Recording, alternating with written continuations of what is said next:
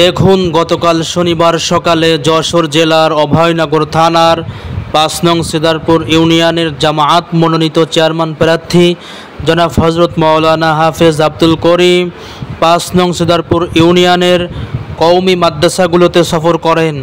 ভিডিওটা সকলে শেয়ার করে দিন।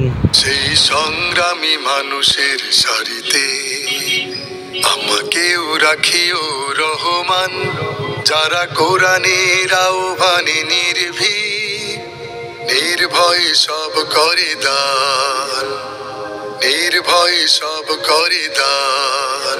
সেই সংগ্রামী মানুষের সারিতে আমাকেও রাখিও রহমান, যারা কোরআনের আহ্বানে নির্ভয় সব করে দান, নির্ভয় সব করে দান। তোমার রঙে যারা রঙিন, তোমারই ডাকে ধরে সঙ্গীন। তোমার রঙে যারা রঙিন, তোমারই ডাকে ধরে সঙ্গীন। যারা সকল শক্তি দিয়ে দাঁড়িয়ে থাকে, সকল শক্তি দিয়ে দাঁড়িয়ে থাকে, মিথ্যার করে অবসান, মিথ্যার করে অবসান।